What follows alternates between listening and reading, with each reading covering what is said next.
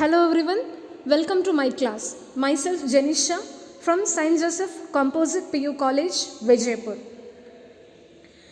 In the last class, we have discussed about the Indian economy 1950 to 1990. In that, some part we discussed regarding the goals of 5-year plans. So we discussed in detail, right? The goals of 5-year plans, they are growth, modernization, self-reliance and equity.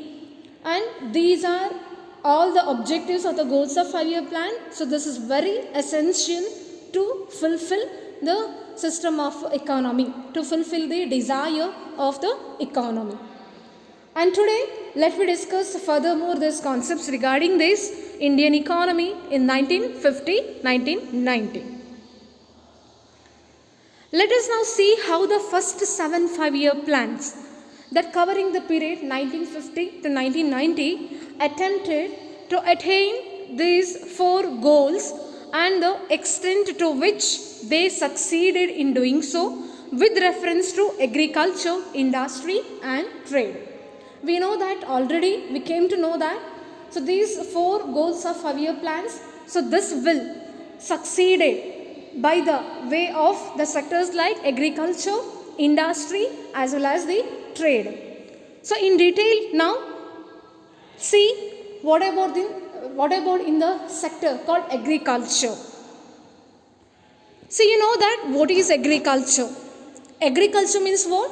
All those activities which are related to the cultivation of land for the production of crops, food crops and non-food crops. So this is what the agriculture. That means all which are related to the cultivation of land, because for the production of crops, food crops as well as non-food crops. So then what are the importance of agriculture in the Indian economy? What are the importance? So why the agriculture sector played a dominant role in the Indian economy? As all of we know that Indian agriculture is our backbone to the economy, because major part of the GDP we got from the agriculture sector too. So then let me discuss what are the importance of agriculture in Indian economy. First one, contribution to GDP. Agriculture sector which contributes to the GDP. I said already, GDP means what? The total value of goods and services, final goods and services produced within a country during a period. So that GDP which consists from agriculture sector, industrial sector, trade, etc.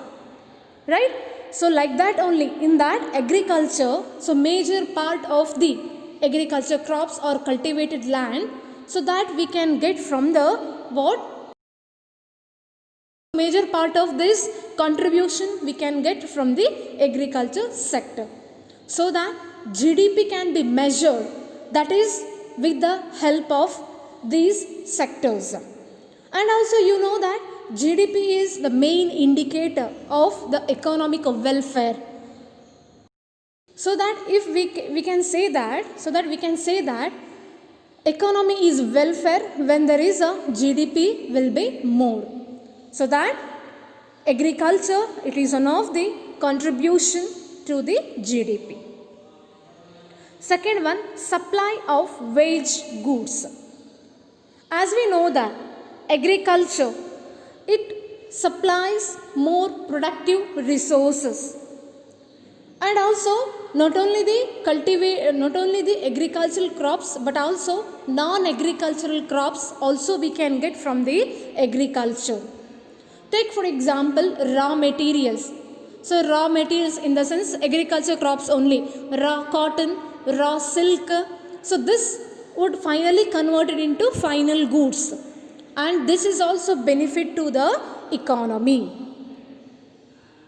And third one, employment. As we know that during the time of colonial period itself, agriculture is our main occupation. So almost all number of people, almost almost, so that most of the people, they are engaged in agricultural activities. And also we came to know that main occupation is employment. So thus we can say that agricultural activities which will provide the employment opportunities to the people. And next one, industrial raw materials. Not only the agricultural crops but also non-agricultural crops, that is for the setup of industry, for the basement of industry. So agriculture will be provide a lot of raw materials. So we can get industrial raw materials, that is also from the agriculture sector. Next one, contribution to international trade. As we know that international trade, it depends upon the export and import. Yes, so we can export our commodity, our goods to internationally. So means we can export our goods to another country. That is especially what agricultural crops, highly demanded agricultural crops, we can export to another country, so that it will improve our foreign trade or the international trade. Next one, contribution to domestic trade. So as we know that domestic trade is nothing but the trade which will takes place within the country. See the agriculture, which is not only contributes to the international trade but also what domestic trade. Then why this domestic trade is an important? Because for the what self-consumption of a people. Yes, so domestic trade is also important because to serve the food crops in the what within the to serve the food crops within the country's people. Yes, so that agriculture which also supplies food grains or the agricultural crops, that is to domestic trade. And next one, wealth of the nation. As we know that agriculture is one of the major contribution to the what Indian economy. Why? Because one of the huge part of our GDP, that is consist from what? Agriculture. So that as a result agriculture which will be converted into a wealth of a nation.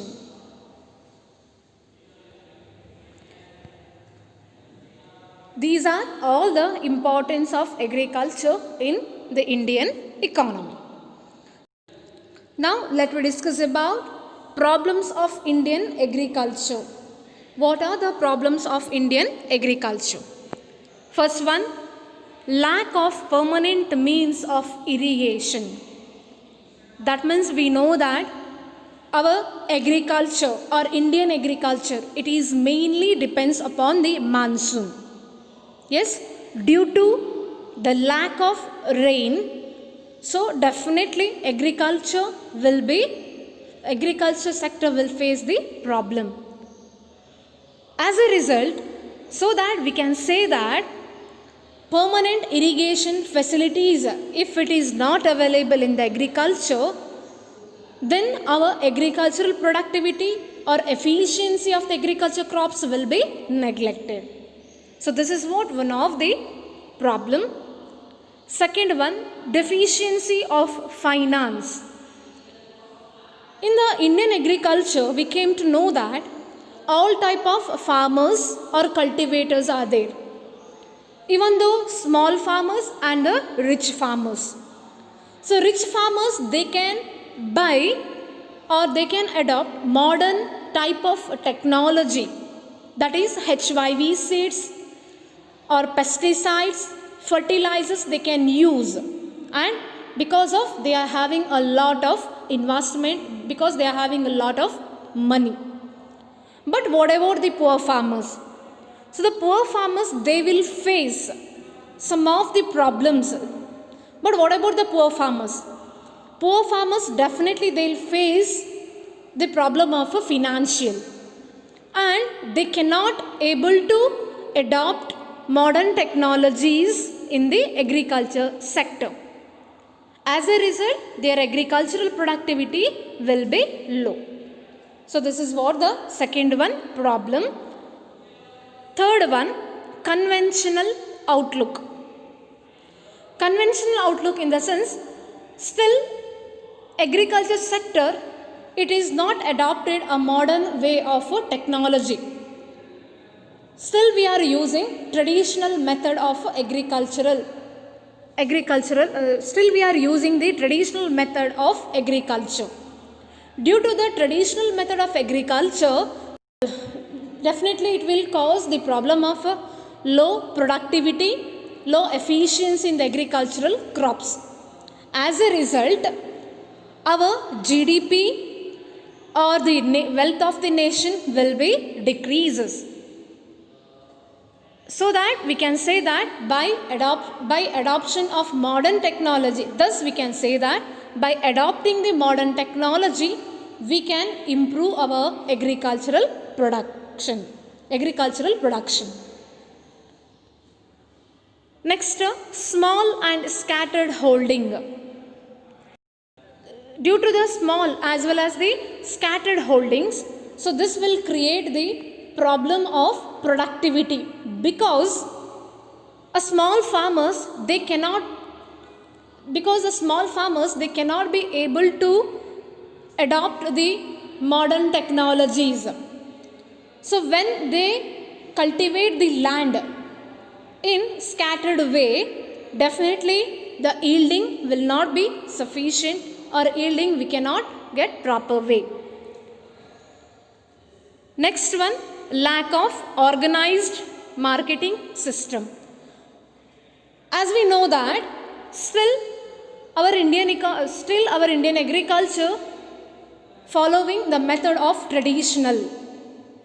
Due to the traditional method, we are not having a proper market system. And also the poor farmers, they don't know about, and the poor farmers, they will not came to know about the organized market structure.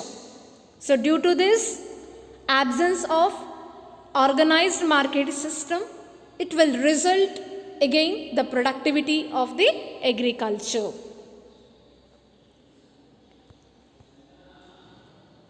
So these are all the problems of Indian agriculture.